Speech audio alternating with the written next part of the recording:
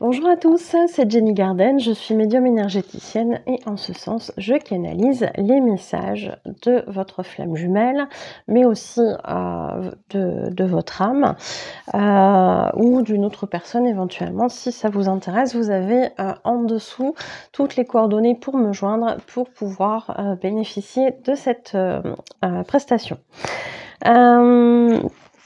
Alors ici, nous sommes dans un message qui a été demandé par une chaser pour voilà, avoir un message de sa reneuse. Je les remercie toutes les deux pour leur accord pour le partage de cette vidéo, toujours dans le but de vous aider aussi sur vos propres parcours. Et si ça vous aide, n'hésitez pas à le mettre en dessous dans les commentaires. Voilà. Alors, ici, on a un message libre, il n'y avait pas de questions. Et on a ce message de la reneuse. Je suis navrée que tu aies dû vivre une situation aussi bousculante avec ton compagnon pour que tu comprennes ce qu'il en était et ce que tu méritais concrètement dans une relation amoureuse. J'ai tout senti. Ce choc émotionnel, ce ciel qui te tombe sur la tête, puis cette colère et cette prise de conscience qui a enfin découlé sur une vraie décision. Je suis fière de toi, et même si je ne le conscientise pas au niveau de mon mental, comment le pourrais-je d'ailleurs, sache que je t'ai soutenu dans l'énergie et que je te soutiens encore. Alors, ici, par rapport au contexte, effectivement, on avait la chaser qui était en couple.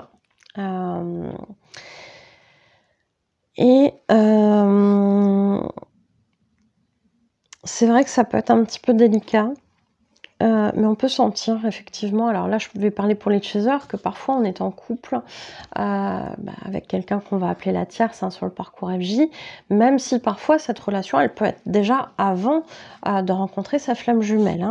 Elle peut être déjà présente, ça n'en est pas moins une tierce sur le parcours.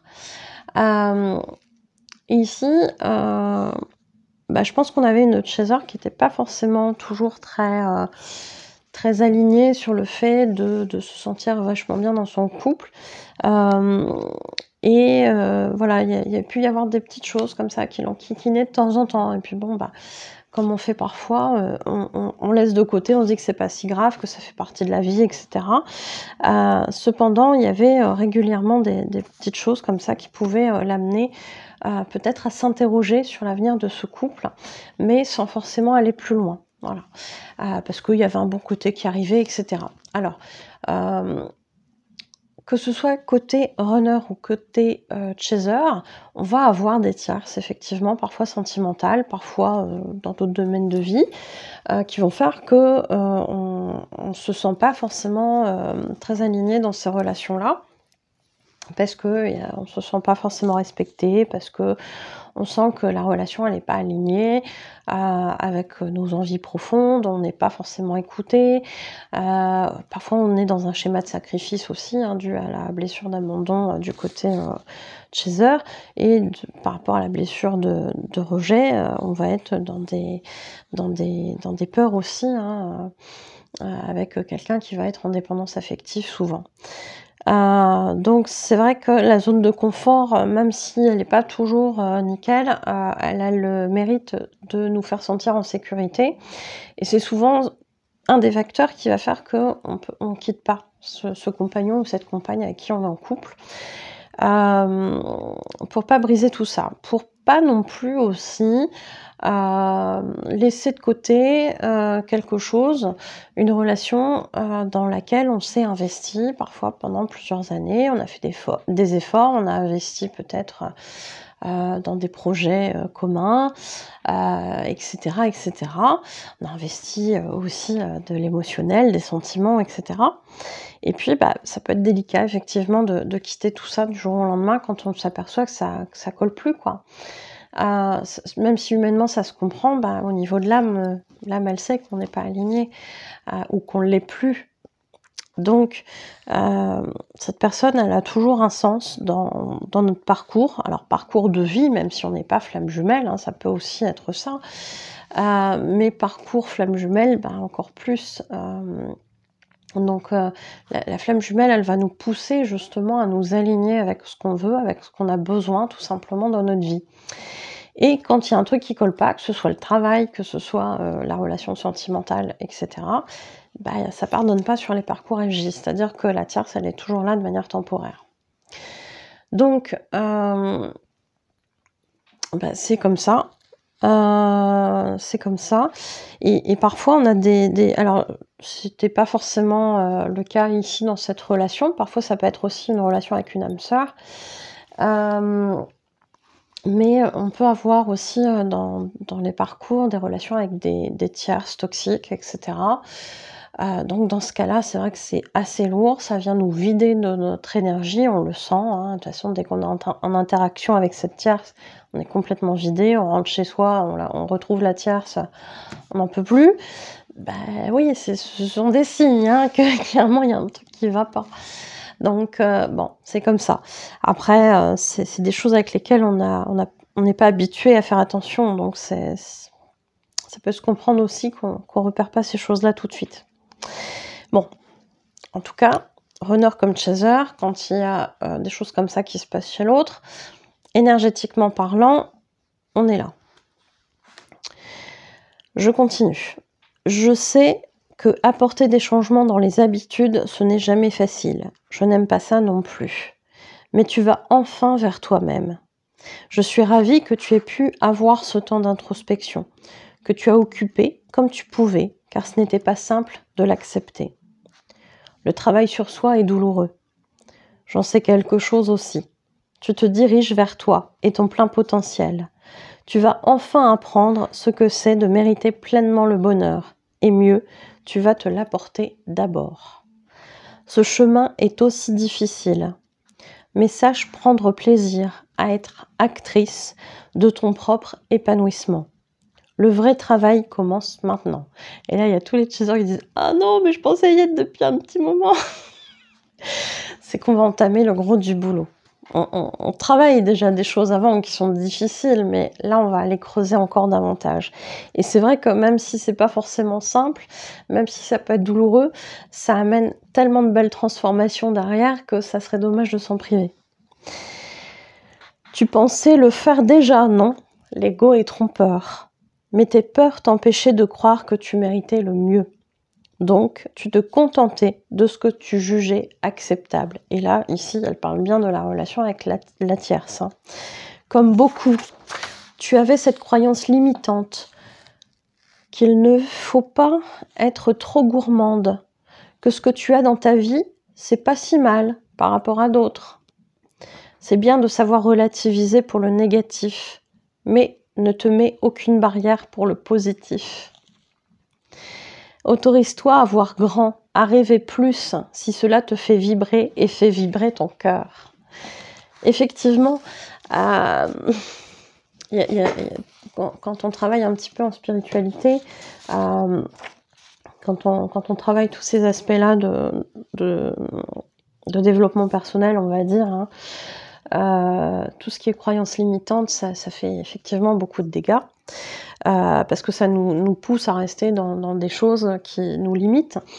Et quand on a ces notions de spiritualité, on comprend effectivement que il faut pas se mettre de limites, que quelque part tout est possible. Et surtout ce qui est, je dirais, notre destinée.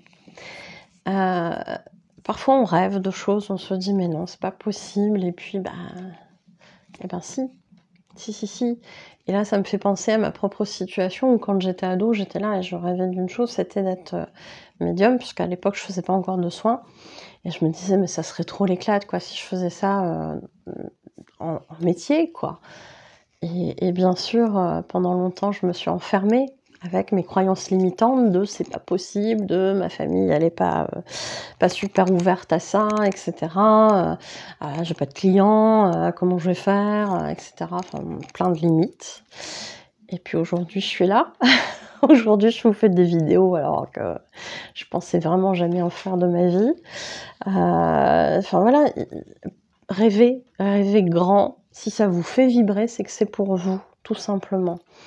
Donc, allez-y, on ne nous met pas des rêves en tête si ça n'est pas réalisable.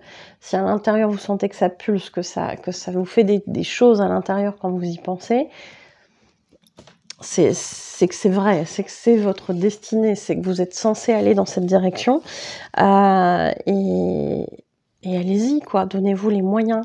Donnez-vous les moyens. Et pour ceux qui ont encore des croyances limitantes, c'est des choses qu'on peut travailler ensemble en soins. Ou en hypnose aussi, parfois ça dépend.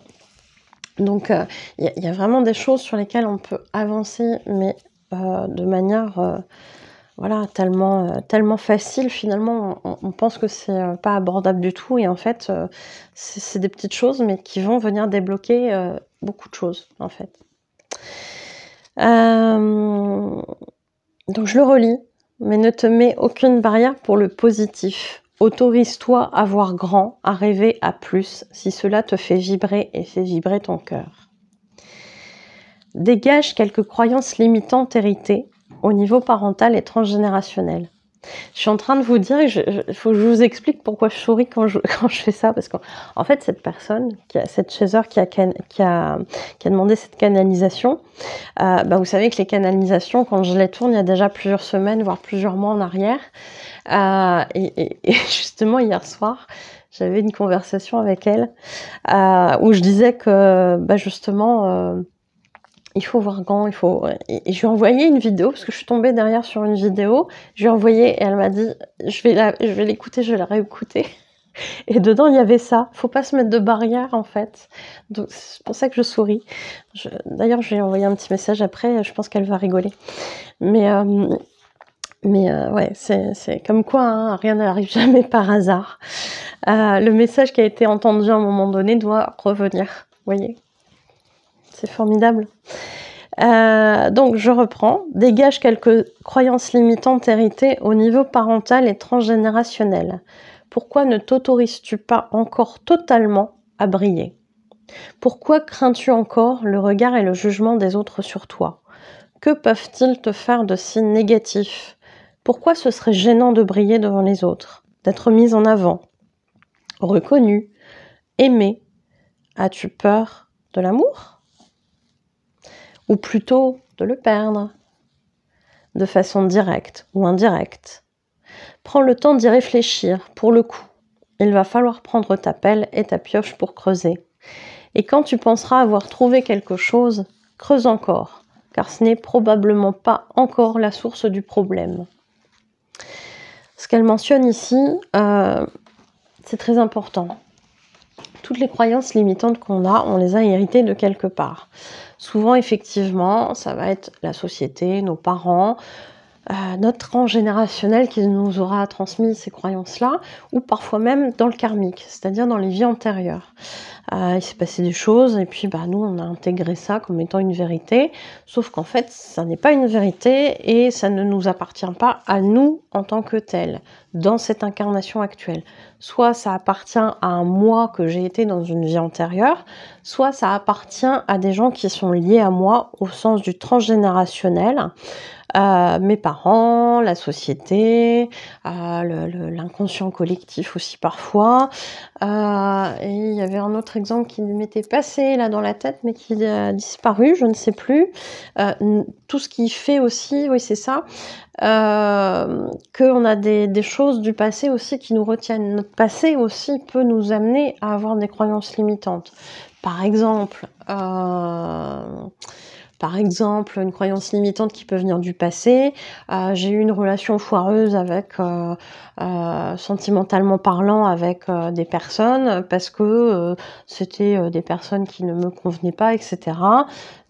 Forcément, j'en ai hérité la croyance que peut-être je vais finir toute seule ou tout seul, peut-être que je ne trouverai jamais l'amour dans ma vie, etc., etc. Vous voyez bien ce genre de croyance. Mais peut-être que dans le transgénérationnel, il y a la croyance que notre famille, en fait, elle n'est pas faite pour les études. Donc, ça veut dire qu'on va avoir des enfants, des descendants qui, à chaque fois, soit ne vont pas se diriger vers cette voie-là d'aller faire des études, soit vont vouloir y aller, mais par loyauté familiale, rester dans un contexte où on va être plutôt sur un travail manuel, etc., qui ne sera pas en lien avec le côté je vais faire des études. Et tout ça, ça peut être lié. Hein. Ça peut être, ça nous appartient pas forcément à nous, en fait. Donc ça, c'est pareil, c'est des choses qu'en soi, on dégage. Hein. Guéris tout ce que tu trouveras, tout ce que tu vas remonter, tout ce qui va remonter pendant... Prends le temps. Je recommence. J'arrive pas toujours à me relire. J'écris très vite. Guéris tout ce que tu trouveras, tout ce qui va remonter. Prends le temps et creuse jusqu'à trouver la source. Donc c'est vrai que parfois, on va avoir une information, on va se dire, bah, c'est ça en fait. Donc ça peut, mais parfois il y a encore des choses un peu plus loin. Donc on continue de creuser. On va bien évidemment régler ce qu'on a trouvé avant et après on va voir s'il y a autre chose. J'aurai des choses à te montrer par la suite, dans tes rêves ou en hypnose. Tu sauras quand ce sera le bon moment. Prends soin de toi. Ça me décoiffe au passage, mais j'en ai besoin aussi de ce coup de pied au cul. Oups. Mémé doit avancer encore, merci. Donc quand elle dit Mémé, c'est elle dont elle parle. Voilà, on a des runners, des runneuses qui parfois ont de l'humour. C'est sympathique aussi. Mais voilà, il y a des choses qui vont venir au fur et à mesure du temps. Et là, on voit que cette runneuse, même si elle n'est pas concrètement dans la matière en contact avec cette chaser, bah, énergétiquement parlant, elle est vachement présente en fait. Elle lui amène plein de choses. Et c'est vrai que c'est quelque chose que devra dépasser le chaser sur le parcours, c'est-à-dire que le chaser, il a tendance à croire que ce qu'il voit. Donc, s'il ne voit pas son runner ou sa runneuse dans la matière, il a du mal à se dire que le runner ou la runneuse est là, énergétiquement parlant, le soutien, etc. Après, bien évidemment que sur le parcours, on ne peut pas nier non plus tous les ressentis qu'on a. Hein. Faut pas l'oublier, ça. Hein. Voilà. Bah, j'espère que ça vous aura plu, que ça vous aura aidé. Et puis voilà. Je vous remercie en tout cas de m'avoir écouté. Je vous souhaite une belle journée ou une belle soirée. Je vous dis à bientôt. Prenez soin de vous.